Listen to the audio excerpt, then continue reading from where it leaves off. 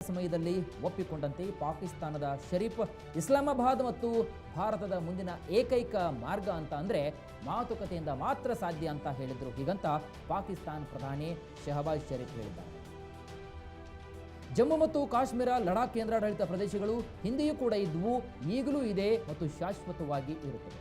ಅವು ಭಾರತದ ನಿರ್ಣಾಯಕ ಭಾಗವಾಗಿ ಉಳಿಯುತ್ತೆ ಅಂತ ಭಾರತ ಪಾಕಿಸ್ತಾನಕ್ಕೆ ಯಾವಾಗಲೂ ಕೂಡ ಎಚ್ಚರಿಕೆಯ ಸಂದೇಶವನ್ನು ಕೊಡ್ತಾನೆ ಬಂದಿದೆ. ಇನ್ನು ಇದಕ್ಕೆ ಪ್ರತಿಯಾಗಿ ಉತ್ತರಿಸಿದಂತಹ ಪಾಕ್ ಪ್ರಧಾನಿ ಭಾರತವು ಶಸ್ತ್ರಾಸ್ತ್ರಗಳನ್ನು ಸಂಗ್ರಹಿಸುವುದರಿಂದ ಶಾಂತಿ ಅಥವಾ ಕಾಶ್ಮೀರದ ಜನರ ಭವಿಷ್ಯವನ್ನು ಬದಲಾಯಿಸಲು ಸಾಧ್ಯವಿಲ್ಲ, ಅದರ ಬದಲು ಶಾಂತಿಯೇ ಪ್ರಗತಿಗೆ ದಾರಿ ಅಂತ ಹೇಳಿದ್ದಾರೆ.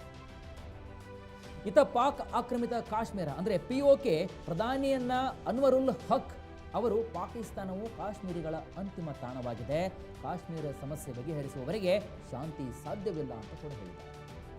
ಇನ್ನು 1999ರಲ್ಲಿ ಭಾರತದೊಂದಿಗೆ ಶಾಂತಿ ಒಪ್ಪಂದವನ್ನು ಪಾಕಿಸ್ತಾನ ಉಲ್ಲಂಘಿಸಿದೆ ಎಂದು ಪಾಕ್ನ ಮಾಜಿ ಪ್ರಧಾನಿ ನವಾಜ್ ಶರೀಫ್ ಅವರೇ ಒಪ್ಪಿಕೊಂಡಿದ್ದರು.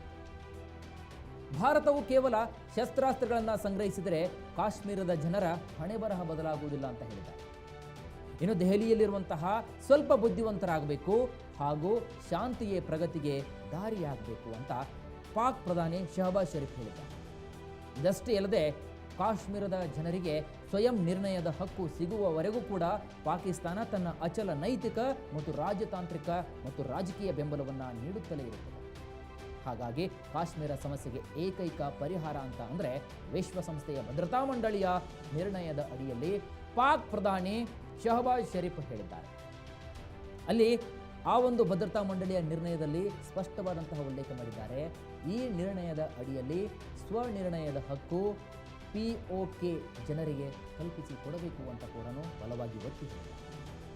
ಇನ್ನು ಇತ್ತ ಪಾಕ್ ಅಧ್ಯಕ್ಷ ಆಸಿಫ್ ಅಲಿ ಜರ್ದಾರಿ ಕೂಡ ಮಾತನಾಡಿದ್ದು, ಶಾಶ್ವತದ ಶಾಂತಿಗಾಗಿ ಕಾಶ್ಮೀರಿಗಳು ತಮ್ಮ ಭವಿಷ್ಯವನ್ನು ಮುಕ್ತವಾಗಿ ನಿರ್ಧರಿಸಲು ಅವಕಾಶ ನೀಡುವಂತೆ ಭಾರತದ ಮೇಲೆ ಒತ್ತಡವನ್ನು ಹೇರುವಂತೆ ಅಂತಾರಾಷ್ಟ್ರೀಯ ಸಮುದಾಯವನ್ನು ಕೇಳಿಕೊಂಡಿದ್ದಾರೆ.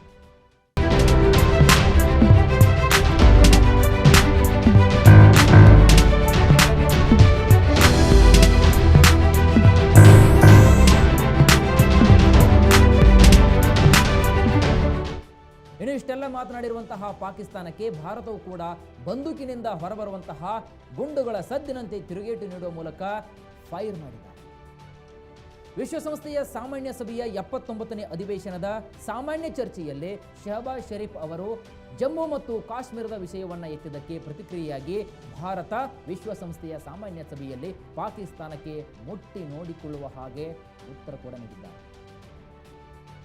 ವಿಶ್ವಸಂಸ್ಥೆಯ ಸಾಮಾನ್ಯ ಸಭೆಯಲ್ಲಿ ಮಾತನಾಡಿದಂತಹ ಭಾರತೀಯ ರಾಜತಾಂತ್ರಿಕ ಭಾವಿಕಾ ಮಂಗಳಾನಂದನ್ ಅವರು ಭಯೋತ್ಪಾದನೆ, ಮಾದಕ ದ್ರವ್ಯ ವ್ಯಾಪಾರ ಮತ್ತು ಅಂತಾರಾಷ್ಟ್ರೀಯ ಅಪರಾಧಗಳಿಗೆ ಸಂಬಂಧಪಟ್ಟಂತೆ ಜಾಗತಿಕ ಖ್ಯಾತಿಯನ್ನು ಹೊಂದಿರುವ ಮಿಲಿಟರಿಯಿಂದ ನಡೆಸಲ್ಪಡುವಂತಹ ಪಾಕಿಸ್ತಾನ ದೇಶವು ವಿಶ್ವದ ಅತಿದೊಡ್ಡ ಪ್ರಜಾಪ್ರಭುತ್ವದ ಮೇಲೆ ದಾಳಿ ಮಾಡುವಂತಹ ಧೈರ್ಯವನ್ನು ಹೊಂದಿದೆ ಅಂತ ಕೂಡ ಹೇಳಿದರು.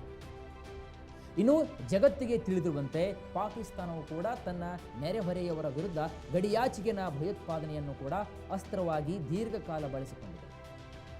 ಅದು ನಮ್ಮ ಸಂಸತ್ತು, ನಮ್ಮ ಆರ್ಥಿಕ ರಾಜಧಾನಿ ಮುಂಬೈ, ಈ ಮಾರುಕಟ್ಟೆಗಳ ಹಾಗೂ ತೀರ್ಥಯಾತ್ರಿಗಳ ಬೇರುಗಳ ಮೇಲೆ ದಾಳಿ ಮಾಡಿದೆ ಅಂತ ಹೀಗೆ ಹೇಳ್ತಾ ಹೋದರೆ ಸಾಕಷ್ಟು ದೊಡ್ಡ ಮಟ್ಟದಂತಹ ಒಂದು ಲೀಸ್ಟೇ ಇದೆ. ಇದರ ಪಟ್ಟಿ ಬಹಳ ದೊಡ್ಡದಿದೆ ಅಂತ ಹೇಳಿದ್ದಾರೆ. ಹಾಗಾಗಿ ಇಂತಹ ದೇಶವು ಎಲ್ಲಿಯಾದರೂ ಕೂಡ ಹಿಂಸಾಚಾರದ ಬಗ್ಗೆ ಮಾತನಾಡುವುದು ಎಂತಹ ವಿಪರ್ಯಾಸ. ಇದು ನಿಜಕ್ಕೂ ಪಾಕಿಸ್ತಾನದ ಬೂಟಾಟಿಕೆಯನ್ನು ಬಹಳಷ್ಟು ಎದ್ದಿ ತೋರಿಸ್ತಾ ಇದೆ ಅಂತ ಸ್ಪಷ್ಟವಾಗಿ ಉಲ್ಲೇಖಿಸಿದ್ದಾರೆ. ವೀಕ್ಷಕರೇ, ಪ್ರಜಾಪ್ರಭುತ್ವದಲ್ಲಿಯೂ ಕೂಡ ಸಹ ಅಕ್ರಮ ಚುನಾವಣೆಗಳ ಇತಿಹಾಸ ಹೊಂದಿರುವಂತಹ ದೇಶವು ರಾಜಕೀಯ ಆಯ್ಕೆಗಳ ಬಗ್ಗೆ ಮಾತನಾಡುವುದು ಇನ್ನೂ ಹಾಸ್ಯಾಸ್ಪದ. ಇನ್ನು ನಿಜವಾದ ಸತ್ಯ ಸಂಗತಿ ಏನಪ್ಪಾ ಅಂದರೆ, ಪಾಕಿಸ್ತಾನವು ನಮ್ಮ ಭೂಪ್ರದೇಶಗಳನ್ನು ಅಪೇಕ್ಷೆ ಮಾಡ್ತಾ ಇದೆ ಮತ್ತು ವಾಸ್ತವವಾಗಿ ಭಾರತದ ಅವಿಭಾಜ್ಯ ಅಂಗವಾದಂತಹ ಜಮ್ಮು ಮತ್ತು ಕಾಶ್ಮೀರದಲ್ಲಿ ಚುನಾವಣೆಗಳನ್ನು ಅಡ್ಡಿಪಡಿಸಲು ಭಯೋತ್ಪಾದನೆಯನ್ನು ನಿರಂತರವಾಗಿ ಬಳಸ್ತಾ ಇದೆ ಅಂತ ಭಾವಿಕಾ ಮಂಗಳಾನಂದನ್ ಅವರು ವಿಶ್ವಸಂಸ್ಥೆಯ ಸಾಮಾನ್ಯ ಸಭೆಯಲ್ಲಿ ಮಾತನಾಡಿದರು. ಇನ್ನು 1971ರಲ್ಲಿ ನರಮೇಧವನ್ನು ಮಾಡಿ ಇಂದಿಗೂ ಕೂಡ ತನ್ನ ಅಲ್ಪಸಂಖ್ಯಾತರನ್ನ ನಿರಂತರವಾಗಿ ಹಿಂಸೆ ಮಾಡುತ್ತಾ ಬಂದಿರತಕ್ಕಂತಹ ಪಾಕಿಸ್ತಾನವು ಅಸಹಿಷ್ಣುತೆ ಬಗ್ಗೆ ಹಾಗೂ ಭೀತಿಗಳ ಬಗ್ಗೆ ಮಾತನಾಡಲು ಧೈರ್ಯ ಮಾಡುವುದು ನಿಜಕ್ಕೂ ಕೂಡ ಹಾಸ್ಯಾಸ್ಪದ. ಪಾಕಿಸ್ತಾನ ನಿಜವಾಗಿಯೂ ಕೂಡ ಏನೆಂದು ಜಗತ್ತಿನ ಎಲ್ಲ ದೇಶಗಳು ಕೂಡ ನೋಡ್ತಾ ಇವೆ. ನಾವು ದೀರ್ಘಕಾಲದಂತಹ ಒಸಾಮಾ ಬಿನ್ ಲಾಡನ್ಗೆ ಆಶ್ರಯ ನೀಡಿದಂತಹ ರಾಷ್ಟ್ರದ ಬಗ್ಗೆ ಮಾತನಾಡ್ತಾ ಇದ್ದೇವೆ. It means Pakistan. ಇನ್ನು ಪ್ರಪಂಚದಾದ್ಯಂತ ಹಲವಾರು ಭಯೋತ್ಪಾದಕ ಘಟನೆಗಳಲ್ಲಿ ತನ್ನ ಪ್ರಾಮುಖ್ಯತೆಯನ್ನು ಹೊಂದಿದಂತಹ ಹಾಗೂ ಇತರ ದೇಶಗಳೊಂದಿಗೆ ಖ್ಯಾತೆ ತೆಗೆಯುತ್ತಾ ಎಲ್ಲ ಕಸವನ್ನು, ಪ್ರಪಂಚದ ಎಲ್ಲ ದೇಶಗಳ ಕಸವನ್ನು ತನ್ನ ಮೈ ಮೇಲೆ ಹಾಕಿಕೊಳ್ತಕ್ಕಂತಹ ಜಾಯಮಾನ ಇದೇ ಒಂದು ಪಾಕಿಸ್ತಾನದು ಅಂತ ಎಂತಹ ಘೋಷವಾಗಿ ಹೇಳಿದ್ದಾರೆ. ಹಾಗಾದರೆ ವೀಕ್ಷಕರೇ, ಪಾಕಿಸ್ತಾನದ ಈ ರೀತಿ ಪರಿಪರಿಯಾಗಿ ಬೇಡಿಕೊಳ್ಳುತ್ತಿರುವುದನ್ನು ನಾವು ನೋಡಿದ್ರೆ ಒಂದು ಸ್ಪಷ್ಟವಾದಂತಹ ಒಂದು ಚಿತ್ರಣ ಕಾಣುತ್ತೆ. ಈಗಾಗಲೇ ಪಾಕಿಸ್ತಾನ ತನ್ನ ಸುತ್ತಲಿರತಕ್ಕಂತಹ ಎಲ್ಲ ದೇಶಗಳೊಂದಿಗಿರತಕ್ಕಂತಹ ಸಂಬಂಧಗಳು ಸಂಪೂರ್ಣವಾಗಿ ಈಗಾಗಲೇ ಹಳಸಿ ಹದಗೆಟ್ಟು ಹೋಗಿದೆ. ಇನ್ನು ಮತ್ತೊಬ್ಬರ ಮನೆ ವಿಚಾರದಲ್ಲಿ ಮೂಗನ್ನು ತೋರಿಸುವುದೇ ಪಾಕಿಸ್ತಾನದ ಒಂದು ಕುತಂತ್ರಿ ಬುದ್ಧಿ ಅಥವಾ ನರಿಬುದ್ಧಿ ಅಂತಲೇ ಹೇಳಬಹುದು. ಇನ್ನು ಈಗಾಗಲೇ ಜಾಗತಿಕ ಮಟ್ಟದಲ್ಲೂ ಕೂಡ ಎಲ್ಲ ದೇಶಗಳು ಕ್ಯಾಕರಿಸಿ ಚೀ ತೂ ಅಂತ ಉಗಿತಾ ಇದೆ. ಅದರಲ್ಲೂ ಪಾಕಿಸ್ತಾನದ ಹೊಲಸು ಬುದ್ಧಿ ಅಂದರೆ ಗೆಳತನವನ್ನು ಮಾಡ್ತಾನೆ ಬೆನ್ನಿಗೆ ಚೂರಿ ಹಾಕು. ಹೀಗಾಗಿ ಪಾಕಿಸ್ತಾನಕ್ಕೆ ಜಗತ್ತಿನ ಯಾವುದೇ ಮೂಲೆಗೂ ಹೋದರೂ ಕೂಡ 3 ಕಾಸು ಹುಟ್ಟಲ್ಲ. ಅಂಥದ್ರಲ್ಲಿ POKಯ ಗಡಿ ಸಮಸ್ಯೆಗಳನ್ನು ನಿವಾರಿಸಲು ನಾವು ಶಾಂತಿ ಮಾತುಕತೆಯಿಂದ ಮಾತ್ರ ಸಾಧ್ಯ ಅಂತ ಅಂಗಲಾಯಿಸ್ತಾ ಇದ್ದಾರೆ. ಮತ್ತೊಂದು ಕಡೆ ಪಾಕ್ನಲ್ಲಿ ಆಹಾರದ ಬಿಕ್ಕಟ್ಟು ಎದುರಾಗಿದ್ದು ಕೆಲ ಪಾಕಿಸ್ತಾನ ಪ್ರಜೆಗಳಂತೂ ನಮ್ಮನ್ನು ಭಾರತಕ್ಕೆ ಬಿಟ್ಟು ಬಿಡಿ ಅಥವಾ ನಮ್ಮನ್ನು ಭಾರತಕ್ಕೆ ಗಡಿಪಾರು ಮಾಡಿ ನಮ್ಮ ಜೀವನವನ್ನು ನಾವು ನಿರ್ವಹಿಸ್ಕೊಳ್ತೀವಿ ಅಂತ ಹೇಳ್ತಿದ್ದಾರೆ.